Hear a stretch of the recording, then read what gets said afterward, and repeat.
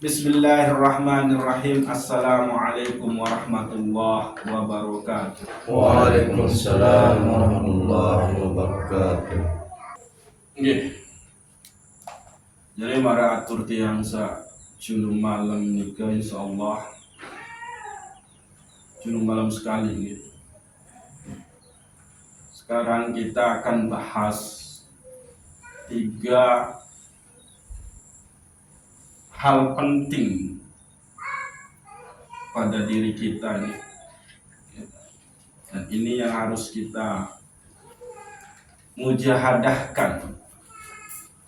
Mudah-mudahan Allah memberikan keredaan atas mujahadatun nafas diri kita ini. Jadi ibadah yang baik itu adalah ibadah yang diterima oleh Allah Subhanahu wa ta'ala. Maka sebaliknya ibadah yang kurang atau tidak baik itu adalah ibadah yang ditolak oleh Allah Subhanahu wa ta'ala. Kebanyakan kita hanya fokus kepada permasalahan sahnya sholat, sahnya ibadah. Tapi kita lupa dengan permasalahan qabulnya ibadah kita, nyampenya, diterimanya ibadah kita oleh Allah Subhanahu wa ta'ala.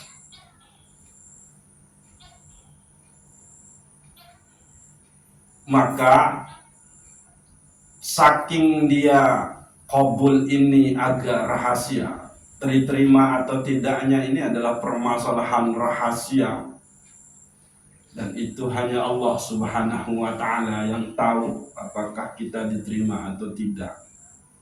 Tapi sebetulnya ada tanda-tanda, ada rumusnya, ada apa istilahnya, rancangannya, ada jalurnya untuk kita mengetahui ibadah kita itu diterima atau ditolak oleh Allah Subhanahu wa ta'ala. Nah, maka sebetulnya yang paling utama untuk kita perhatikan itu adalah ibadah yang diterima, bukan ibadah yang banyak. Nah, ini yang harus kita ini. Kalau permasalahan sahnya ibadah kita itu urusan fikih, itu urusan zahir. Kita ambil contoh yang kemarin. Ini tetangga kita nikah. Begitu sudah mengucap akad, ada wali, ada saksi, ada mas kawin kan gitu, disebut dengan benar, maka semua bilang sah. Sah secara hukum. Tapi kita tidak mengetahui apakah pengantin mempelai, misalkan mempelai wanita atau pria, apakah benar-benar diterima sang wanita sebagai menantu di sini, ataukah sebaliknya, yang laki-laki apakah benar-benar diterima sebagai menantu dari pihak perempuan. Nah, itu yang disebut dengan qabul. Kita tidak tahu.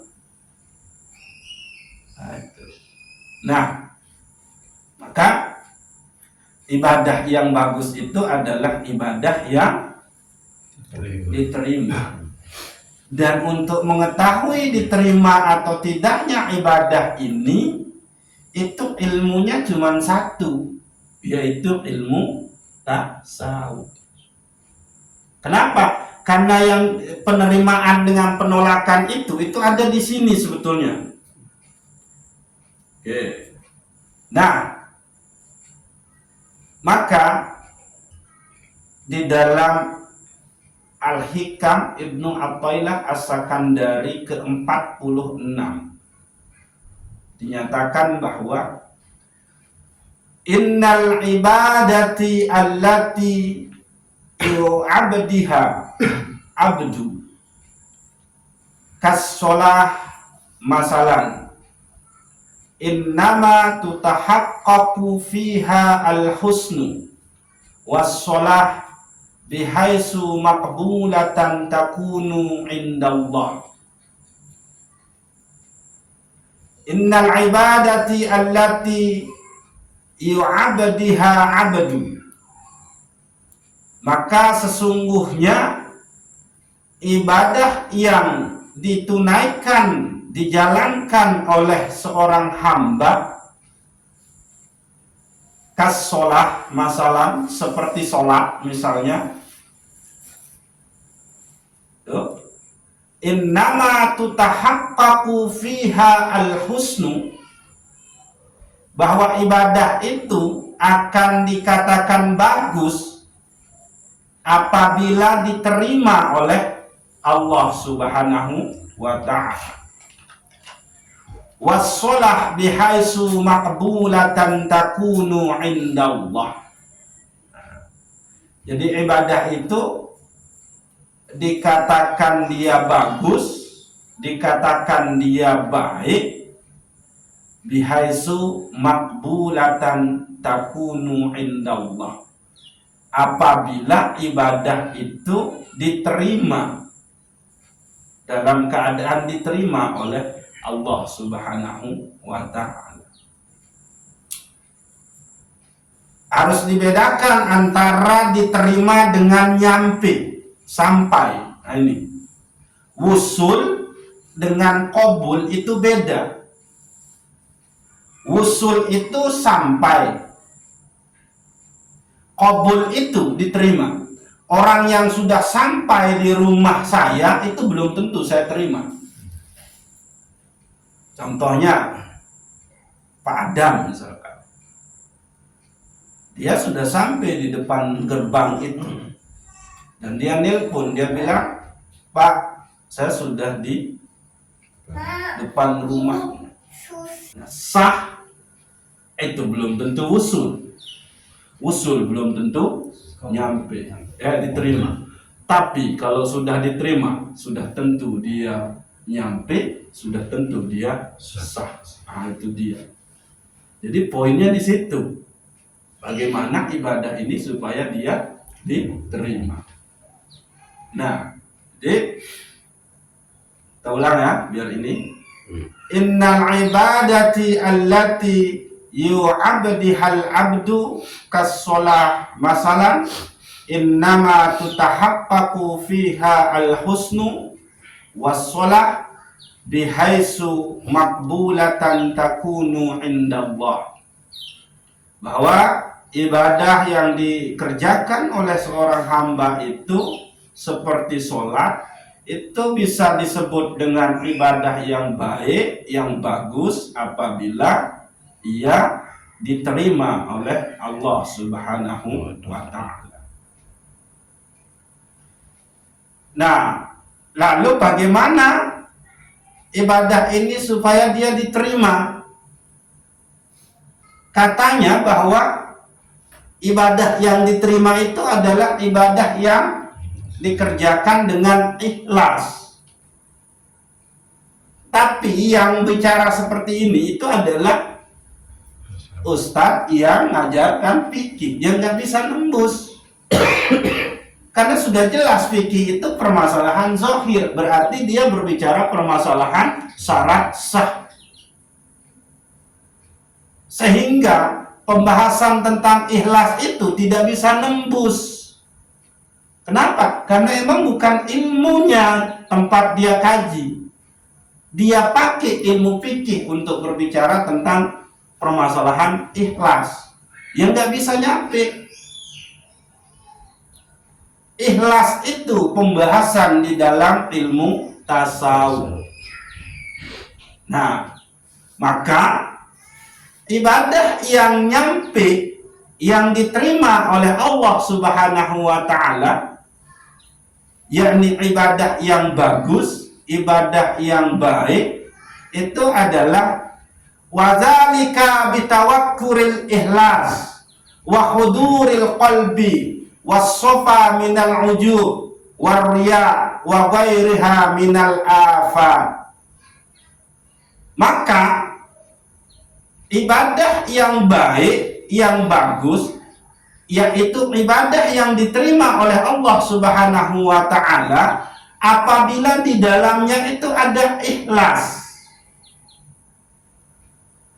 Itu sebabnya kita niat kita itu adalah lillahi ta'ala. Milik Allah lah ibadah ini. Itu. Jangan bilang untuk Allah. Allah nggak butuh ibadah kita. Orang kita mau ingkar aja, semua isi langit dan bumi mau ingkar seperti ingkarnya iblis atau ingkarnya Fir'aun, ingkarnya Namrud, ingkarnya Abu Lahab, tidak akan berkurang kok kekuasaan Allah itu. Statusnya sebagai Allah pun tidak akan berkurang.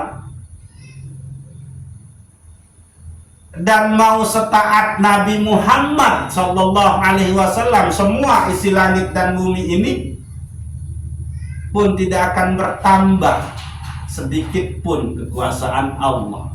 Nah itu dia, makanya ibadah itu bukan untuk Allah tapi untuk kita. Itu milik Allah yang diperuntukkan untuk kita. Nah itu dia. Ini milik saya, tapi saya kasih. Nah itu. Kenapa saya kasih? Karena itu jalan kamu ke saya. Allah begitu ikhlas ngasih kita ibadah, lah terus kita coba. Yang ngasih kesempatan beribadah itu siapa? Allah. Yang ngasih tempat beribadah itu siapa? Yang ngasih waktu kesempatan beribadah siapa? Yang ngasih tenaga beribadah siapa? Yang ngasih pakaian alat untuk beribadah siapa? Nah itu ikhlas kita dikasih. Tapi toh kita tidak bisa mengembalikannya. Kita menganggap ibadah kita itu adalah hasil kuasa usaha kita. Nah itu masalahnya. Itu ikhlas. Maka ikhlas itu seperti yang kajian kita kemarin-marin itu, ada mukhlisin, ada mukhlasin. Mukhlisin itu adalah dia ikhlas beribadah tapi karena dia tahu ada imbalan, ada balasan, maka dia bersungguh-sungguh beribadah dan ikhlas. Ikhlasnya itu akhirnya ya sempurna beribadahnya, karena kalau saya tidak sempurna bagus ibadahnya, ya nanti saya tidak dapat juga itu pahala sama surga itu, kan itu. Nah itu akhirnya ikhlas, itu mukhlisin. Berbeda dengan mukhlasin, dia tidak melihat kepada balasan, tapi yang dia lihat itu hanyalah Allah Subhanahu wa ta'ala yang memerintahkannya untuk beribadah. Nah itu dia. Nah, jadi wazalika bitawakkuril ikhlas, itu yang pertama. Ibadah yang nyampe kepada Allah, ibadah yang bagus itu adalah ibadah yang di situ ada keikhlasan. Itu satu. Yang kedua, ibadah yang diterima oleh Allah itu adalah ibadah yang dijalankan dengan wahuduril qalbi, hadirnya qalbu. Nah ini dia. Jadi qalbu ini hadir. Dia, qalbu kita itu tempat bermuwajahah, tempat berhadap-hadapan dengan Allah Subhanahu wa ta'ala. Itu sebabnya dulu kita kaji tentang kalimat iyyaka na'budu. Hanya engkaulah yang kami sembah. Kan gitu. Iyyaka.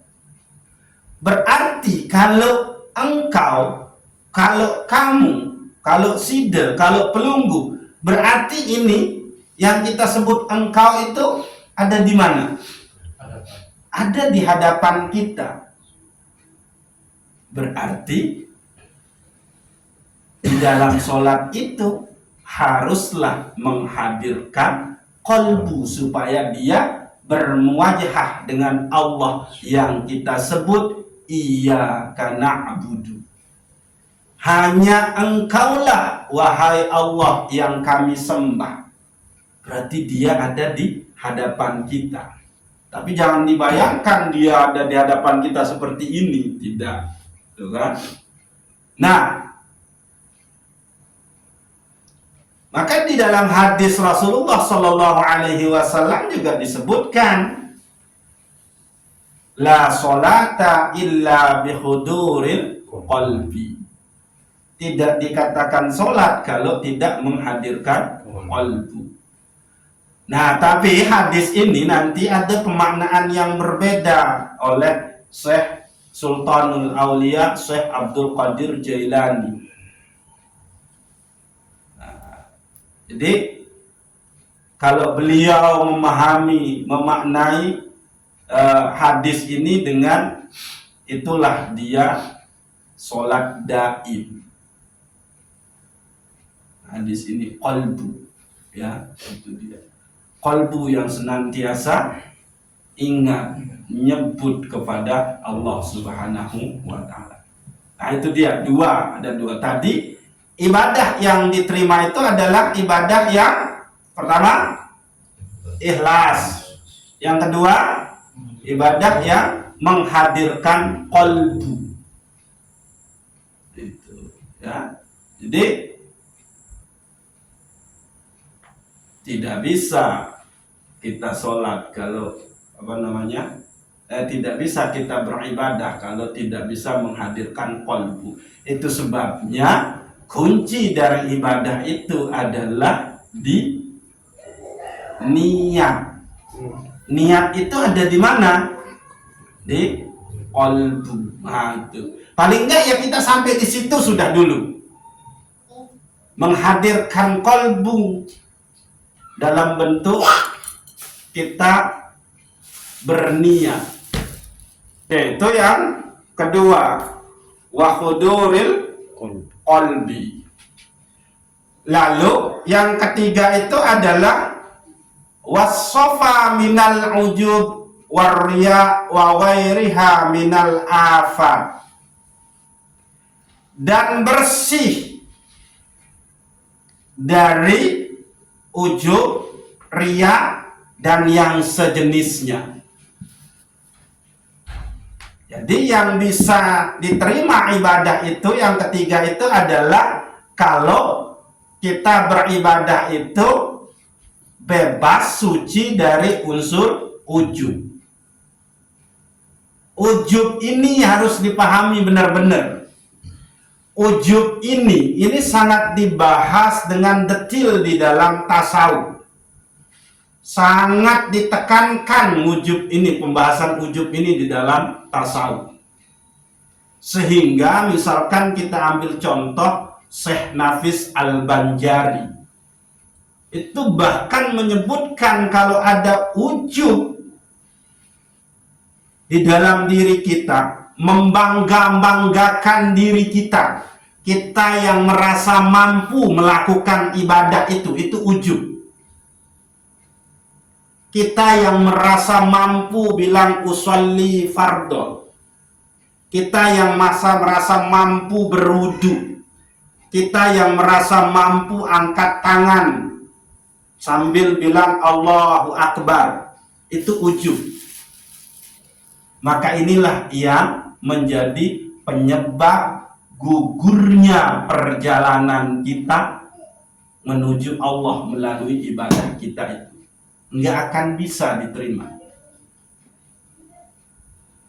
Langsung tertolak itu ujub. Jadi merasa diri atau membanggakan diri kita. Kita merasa yang mampu melakukan ibadah itu. Padahal ibadah itu adalah warid. anugerah dari Allah Subhanahu wa ta'ala, rahmat dari Allah Subhanahu wa ta'ala. Nah, itu dia. Jadi waria, pamer ibadahnya itu ya supaya dilihat orang, wa gairiha minal afat, dan yang lain dari yang sejenisnya. Artinya ya penyakit-penyakit batin yang lain lah ya. Nah, ini. Oke. Jadi ibadah yang diterima oleh Allah Subhanahu wa ta'ala yakni ibadah yang bagus, ibadah yang baik. Nah, ibadah yang diterima oleh Allah itu haruslah di situ pertama ada yang disebut dengan ikhlas. Dia dibarengi dengan ikhlas. Yang kedua, menghadirkan qalbu. Dan yang ketiga, bersih dari ujub, riya, dan yang sejenisnya. Ini 3. Tapi permasalahan ikhlas, permasalahan hadirnya qalbu di dalam ibadah, permasalahan tidak ada wujud, riya, dan sifat-sifat yang lainnya, itu tidak segampang itu. Nah, ini. Nah, disinilah poinnya pelajaran kita malam ini. Bagaimana supaya ikhlas, hadirnya qalbu, hilangnya wujud, riya, dan sifat-sifat yang lain di dalam ibadah itu, ini di sini poinnya pelajaran kita malam ini. Oke. Wairaha anna hadhihi sifat yata'assaru wujuduha illa bihusnil ahwal.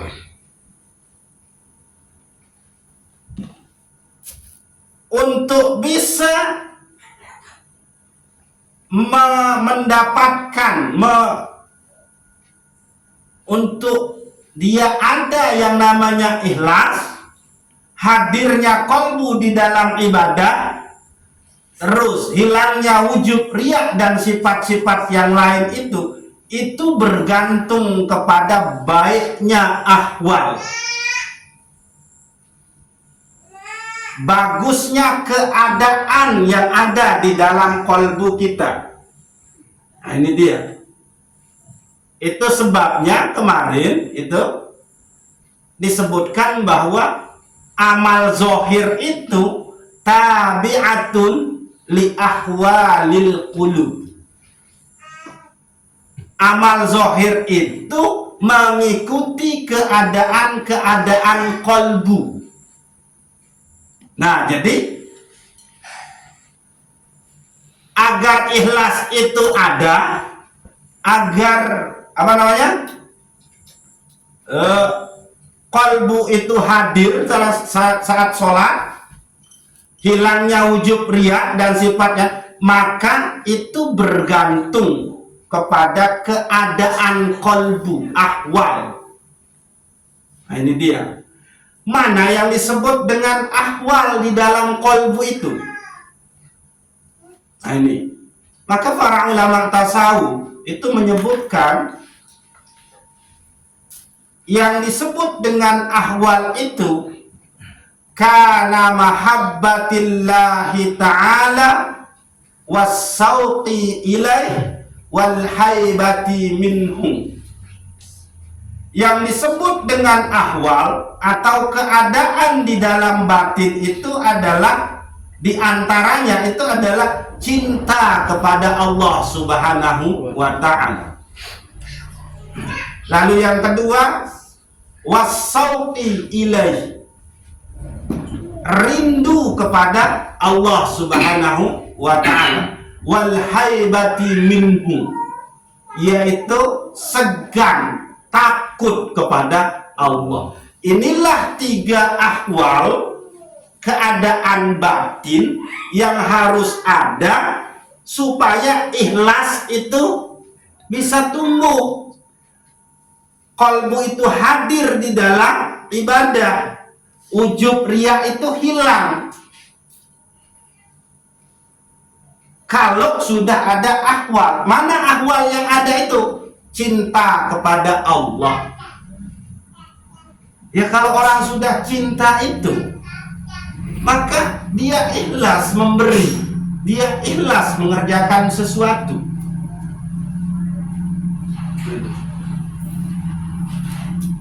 Bagaimana seorang ibu, bagaimana seorang ayah itu memberi kepada anaknya itu dengan ikhlas. Kenapa? Karena dia cinta kepada anak istrinya. Cuma yang jadi masalah itu adalah terkadang si anak itu tidak ikhlas kepada orang tuanya. Memberi orang tua terkadang tidak ikhlas. Itu, ya? Oke, itu dia. Buat situ paham ini. Gitu.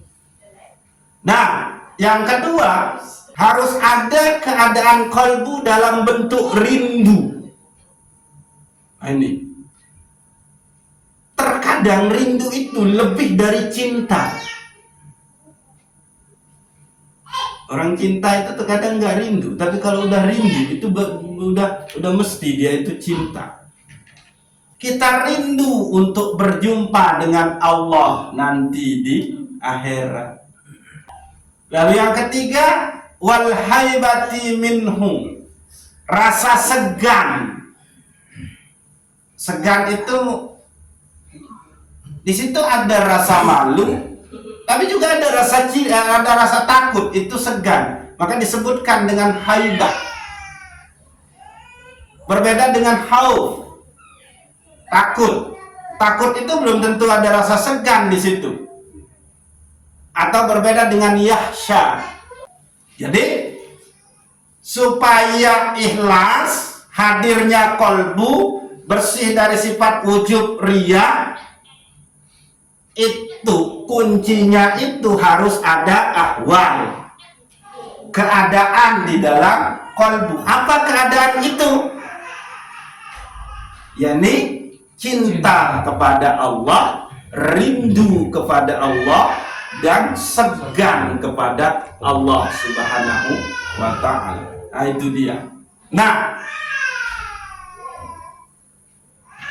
tapi keadaan ahwal ini pun tidak bisa juga akan muncul. Nah, ini dia lagi nih, poinnya ini. Keadaan cinta, keadaan rindu, keadaan segan itu tidak akan muncul di qalbu kalau tidak kita menempati makom, tangga, posisi, kedudukan. Nah, itu dia. Wa husnul ahwal ba'da tahaqquk bisairil maqamat. Jadi keadaan yang baik itu bisa ditetapkan, bisa ada dengan kita menempati makomat, makom-makom, tangga-tangga. Keadaan tangga kita, makom-makom di dalam tasawuf, makom di dalam tarekat. Seperti apa? Kat-taubati wal wara'i waz zuhdi. Makom yang harus ada di dalam diri kita supaya ahwal itu ada, itu yang pertama itu makom taubat. Nah, ini dia taubat. Itu sebabnya kemarin kita pelajari tentang taubat. Tidak akan ada bangunan kalau tidak ada taubat. Jadi taubat itu adalah fondasi, dasar untuk bisa membangun segala sesuatu. Nah, ini dia. Kenapa? Karena taubat ini itu dia menjadi kekasih Allah. Kalau orang bertaubat, dia dicintai Allah. Innallaha yuhibbut tawwabin wa yuhibbul mutatahhirin. Allah itu sangat mencintai, sangat menyukai orang-orang yang bertaubat dan mensucikan diri. Taubat itu pintu masuk kita untuk mensucikan diri.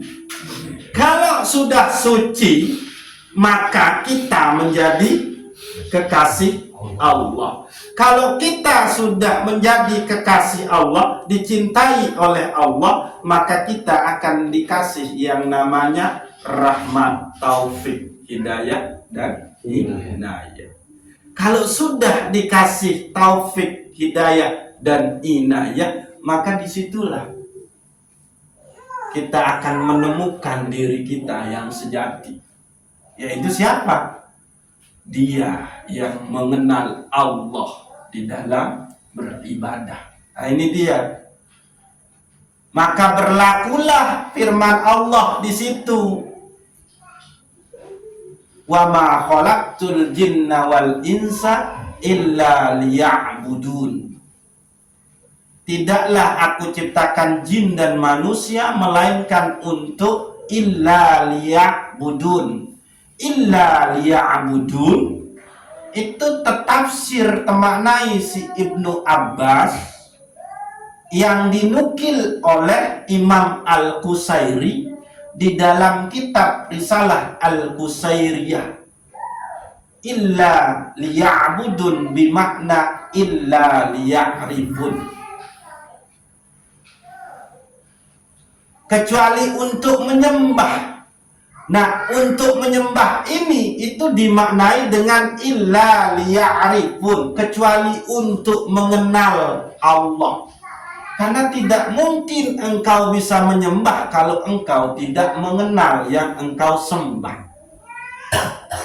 Gak mungkin engkau bilang la ilaha illallah kalau engkau tidak kenal yang engkau sebut itu. Nggak mungkin engkau akan memanggil orang yang tidak engkau kenal.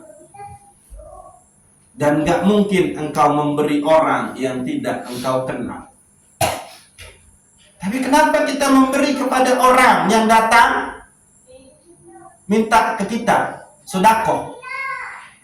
Karena kita kenal dia sebagai saudara seiman saya. Itu paling nggak itu dia. Makanya kita kasih. Itu yang pertama, taubat. Nah, makom yang harus dilalui itu makom taubat. Maka perbanyaklah taubat. Supaya apa? Muncul nurul bidayah. Itu kan kemarin. Nah, ini dia. Tidak ada kesalehan di situ kalau tidak ada dengan pertaubatan. Tidak akan mungkin bisa. Mari kita perjelas lagi, walaupun kita sering mengulang-ulangnya. Selesai kita berwudu, mesti ini yang pertama kali disebut di dalam doa wudu. Coba apa? Bilang doa wudu. Ashhadu an la ilaha illallah wa ashhadu anna Muhammadar Rasulullah. Terus Allahumma ja'alni min ibadika tawwabin. Ya Allah, jadikanlah hamba aku ini adalah tergolong hambamu yang selalu bertaubat. Nah, itu dia. Maka doa yang berikutnya, waj'alni min ibadikal mutatahhir. Dan jadikanlah aku hambamu yang senantiasa mensucikan diri. Waj'alni min ibadikas shalihin. Dan jadikanlah aku tergolong dari hamba-hambamu yang soleh. Nah, itu dia. Itu yang pertama, masalah taubat ini. Yang kedua, cek lagi makna tasawuf oleh Sultanul Aulia Syekh Abdul Qadir Jailani. Tasawuf itu terdiri dari dari 4 huruf. Ta, so, wawu, terus fa. Ta itu apa? Taubat. Nah, itu.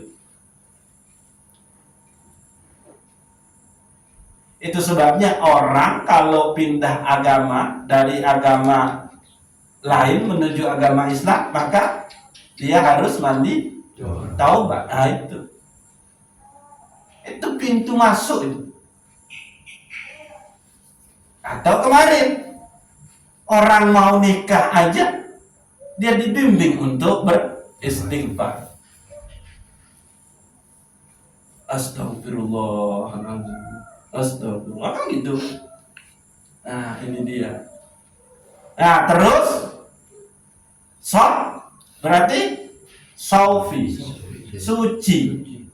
Wau berarti walaya, kewalian. Terus fa berarti fana. Itu untuk bisa suci, untuk bisa jadi wali, untuk bisa sirna, maka makom pertama yang harus dilalui itu adalah taubat. Jadi perbanyak taubat. Itu dia. Yang paling ini itu kalau taubat itu ya paling rendah, kalau bisa itu ya 500. Coba dicoba.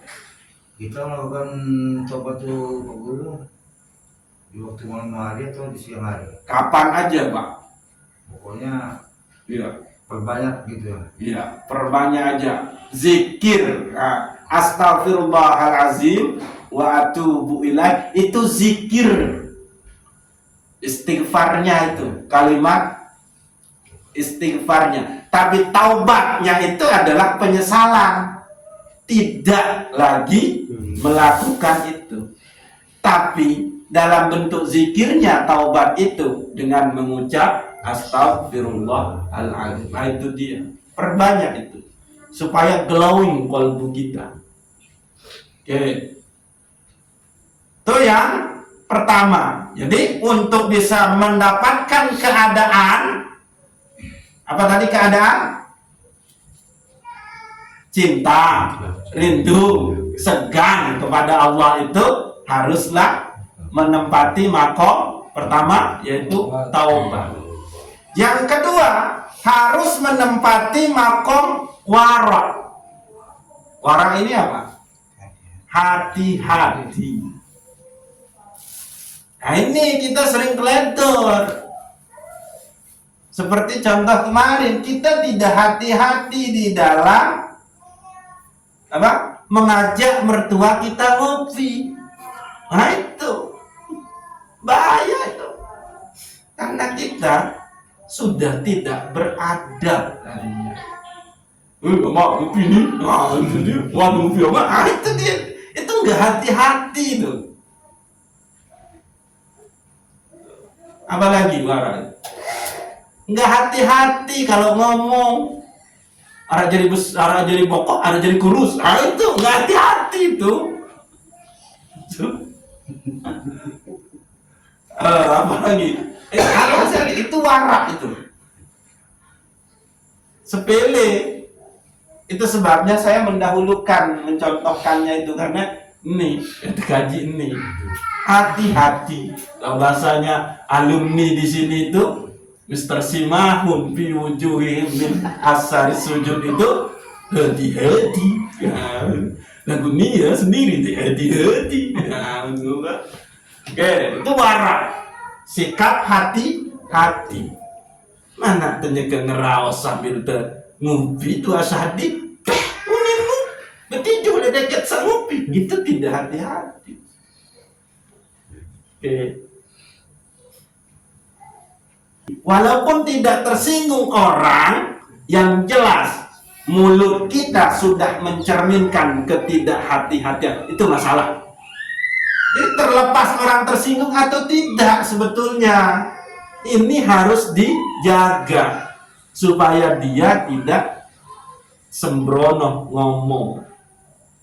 Atau kemarin tidak hati-hati lagi, ngobrol 3 saudagar papeda. Ah, itu kan wajar dia jenuh mau satak balu pulu setengah jelo lo gansah lalu. Nah, itu tidak hati-hati. Oke, itu siapa pelakunya yang aku sendiri aja gitu kan. Saya bilang oke, itu wara, zuhud. Dan yang ketiga Itu supaya ahwal itu muncul harus ada makom zuhud. Zuhud itu apa? Kemarin kita sudah kaji, menahan diri dari yang halal. Dedik melak lalu. Ini baru ngaparan dong? Angkat sekepat sekedik bidang ke nyambung entah menu mesak mau yang mesak nggak ada penanya ngejuk dengan mau nyambung deh mak masak banget. Atau pada kasus kemarin kita mau menjelasin dia ayo ngopi dulu bunyi astagfirullahaladzim gitu kan. Nah, ini itu zuhudnya kurang, tidak bisa menahan diri dari yang halal. Terus zuhud, makna zuhud yang kedua itu tinggalkan pekerjaan yang menghalangi engkau ke Allah. Itu zuhud.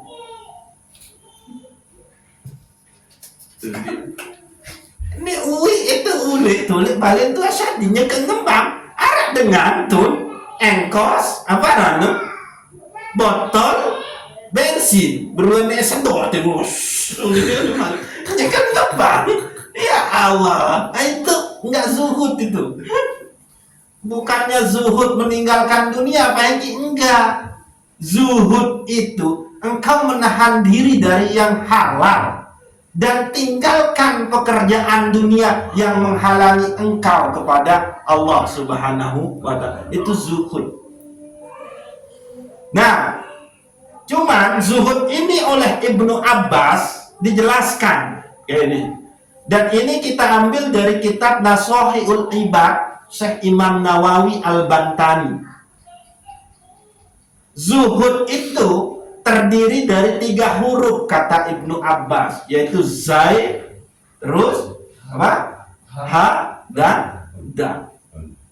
Oke. Huruf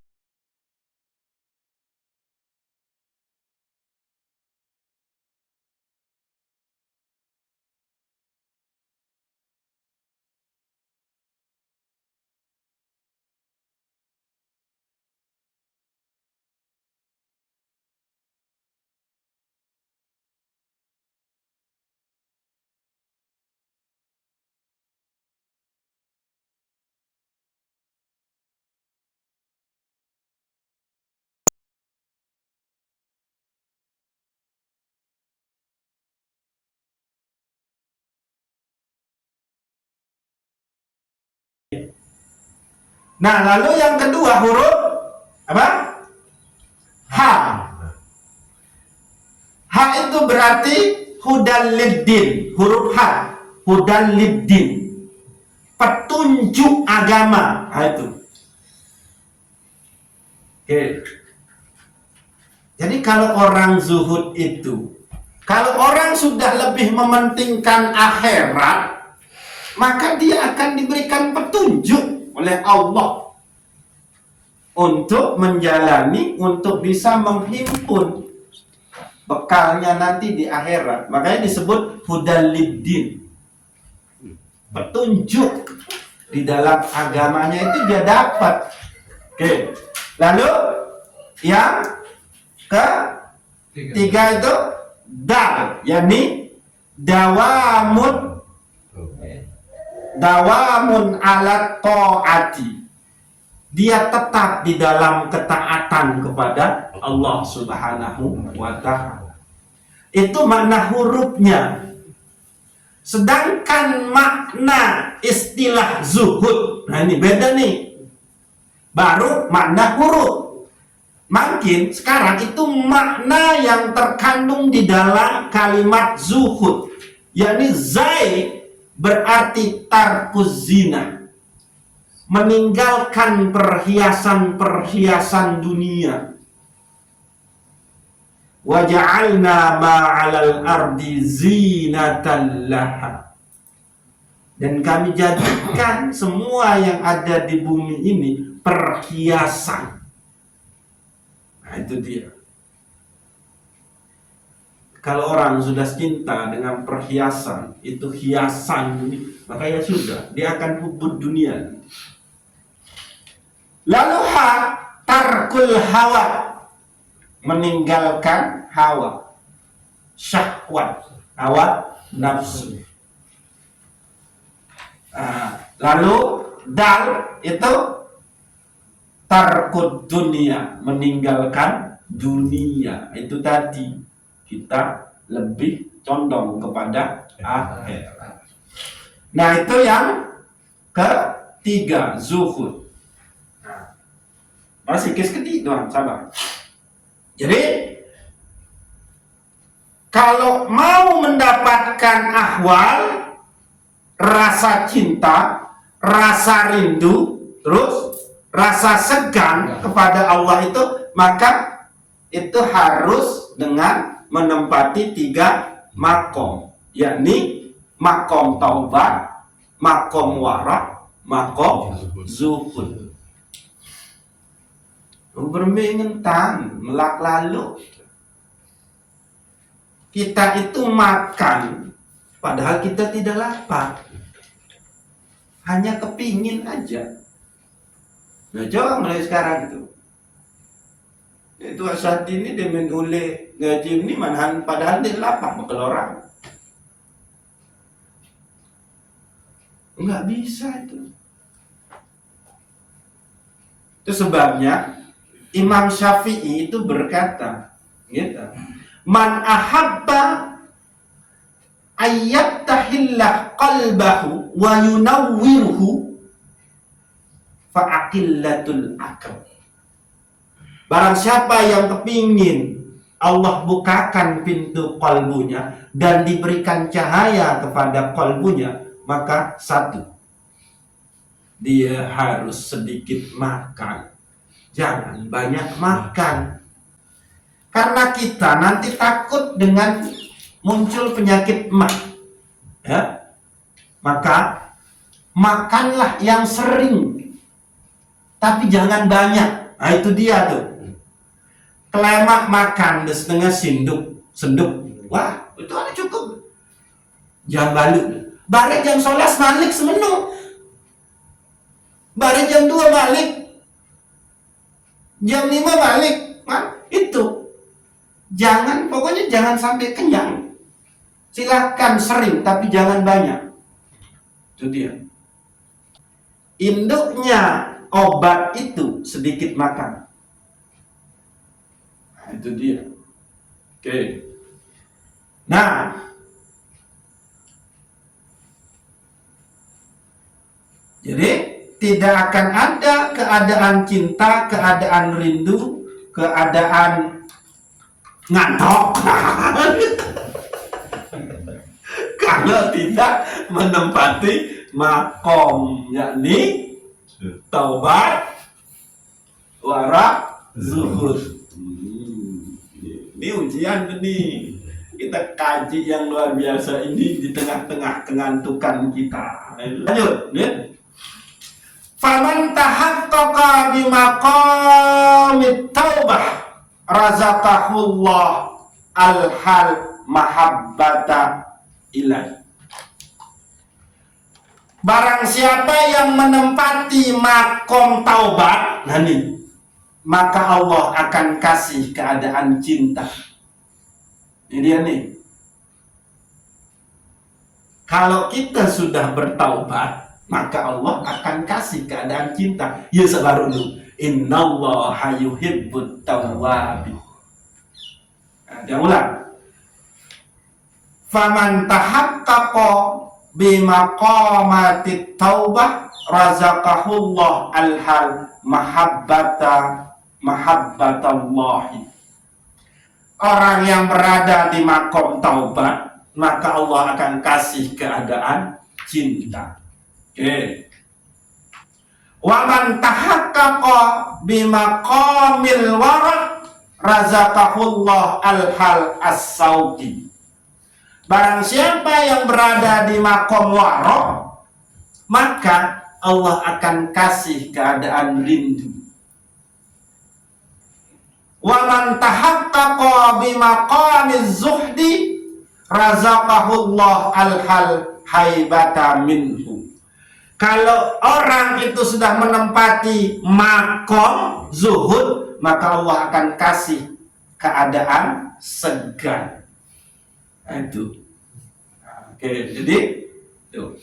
Kalau kita berada di makom taubat, maka buahnya adalah keadaan cinta. Kalau kita berada di makom warok, maka keadaan yang muncul itu adalah rindu. Kalau kita berada di makom zuhud, maka buahnya adalah haibah, segan. Oke, ayat ni runutan ni, barat apa yang kasih jenis kedi. Segan. Al maqamatul maqasibul wal ahwal mawahidu minallahi ta'ala. Makom tadi, makom apa tadi? Tobat, terus makom wara, makom zuhud, itu maqasid, diusahakan, diperjuangkan. Nah itu dia. Wal halu, sedangkan yang namanya keadaan cinta, keadaan rindu, keadaan segan, itu adalah mawahidu minallahi ta'ala. Itu hadiah dari Allah. Kami yang boleh tebang hadiah bonus, isi bos deh. Karena tidak terlihat jujur, ikhlas, bisa dipercaya, maka dikasihlah. Iya kena nu. Makom taubat, makom warak, makom zuhud itu diusahakan, diperjuangkan. Taubat, sudah harus perjuangkan. Sudah bersalah ke orang lain, maka diperjuangkan dengan meminta halal. Tuh. Kalau sudah bersalah lantaran menipu orang, maka kembalikan uang itu ke orang itu. Kamu untuk sampai pada makom taubat, sudah harus, taubat itu kan menyesal kan? Sudah harus berjuang meminta maaf kepada orang-orang yang sudah zalimi. Dan sudah harus minta maaf kalau berdosa kepada Allah Subhanahu wa ta'ala.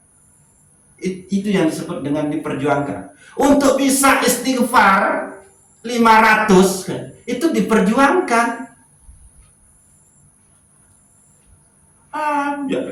Kalau ngantuk itu nggak diperjuangkan, menahan ngantuk yang diperjuangkan. Dia dua berjuang ngantok dua. Lagu melawan ngantuk itu yang diperjuangkan. Nah itu dia. Jangan sampai karena untuk melawan ngantuk itu tidak dikasih oleh Allah, kita yang berjuang. Yang dikasih oleh Allah itu adalah ada waktu kita untuk istirahat. Ayo nu, teping. Lagu lamun demelen dia tinduk, situ berjuang keras nu. Lagu lamun tinduk nu hadiah dengan Allah Tuhan nu. Ayo nu. Wah, ini nih, iya terkena nu. Al maqamat itu maqasid. Makom itu diperjuangkan. Wal hal, sedangkan hal itu adalah hadiah dari Allah. Cinta, rindu, hai dan segan itu hadiah dari Allah Subhanahu wa ta'ala setelah kita menempati makom taubat, wara dan zuhud. Oke. Sedikit. Kira itu tadi setengah. Faman kanat ahwaluhu mahabbat Allah Subhanahu wa ta'ala wasauqa ilaih wa haibata minhu fala budda mukhlisun fil ibadah wal qalbuhu hadirun fiha. Kalau orang sudah memiliki keadaan cinta, keadaan rindu dan segan kepada Allah Subhanahu wa ta'ala, fala budda mukhlisun fil ibadah wa qalbuhu hadirun fiha. Maka wajib mutlak dalam ibadah itu ikhlas. Maka wajib mutlak kalbunya itu hadir saat sholat. Jadi nih kesimpulan ini. Jadi ibadah yang baik itu adalah ibadah yang diterima. Mana dia ibadah yang diterima itu? Yang ikhlas, terus yang hadir kalbunya, terus yang bersih dari sifat riya dan wujud. Tapi untuk bisa ikhlas, hadir kalbu, suci dari wujud dan riya serta sifat-sifat yang lain itu harus ada keadaan kalbu, ahwal. Keadaan kalbu yang mana? Yang cinta, yang rindu, yang segan kepada Allah. Tapi keadaan cinta, keadaan rindu, keadaan segan ini, hub, sauk, dan haibah ini, itu akan muncul kalau kita menempati makom. Makom apa yang harus kita tempati? Taubat, wara, zuhud. Kalau orang sudah berada di makom taubat, maka Allah akan kasih yang namanya cinta. Kalau orang sudah berada di makom warok, maka Allah kasih keadaan rindu. Kalau orang sudah berada di makom zuhud, maka Allah akan kasih keadaan segan. Kalau sudah ada yang namanya makom-makom ini, hal-hal ini, maka sudah pasti ibadahnya ikhlas, ibadahnya hadir qalbu kepada Allah Subhanahu wa ta'ala. Mujari seharusnya perjuangan Nabi. Makom harus diperjuangkan. Apa itu makomnya di situ? Taubat, wara, terus zuhud. Paling endek hati-hati ngeraos, hati-hati betijuh, hati-hati jorak. Waduh. Oke, nah itu dia. Jadi karena apa? Makom ini diperjuangkan, ahwal itu hadiah dari Allah atas perjuangan kita untuk mencapai posisi taubat, wara, zuhud. Nah itu dia.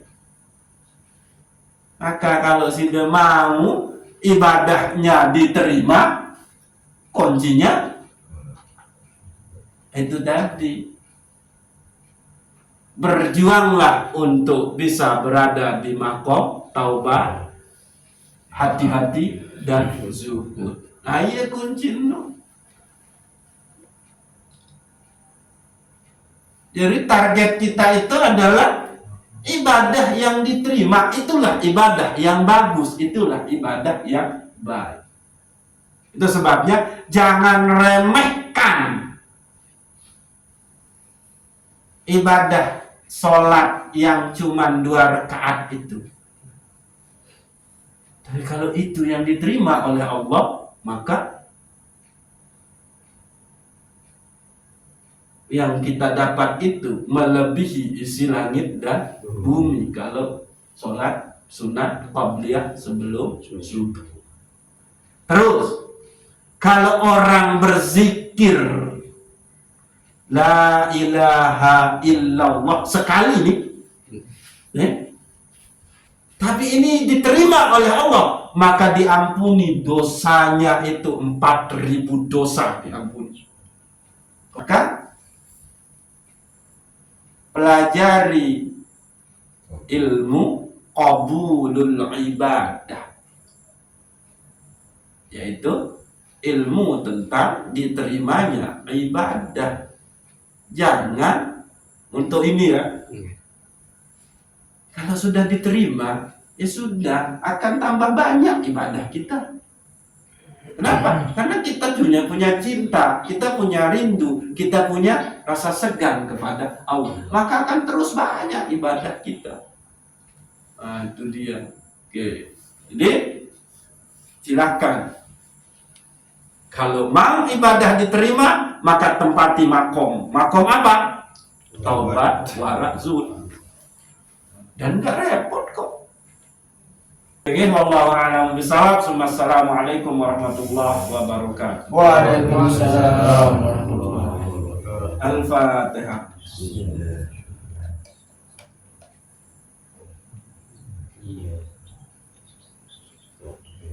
Nazar.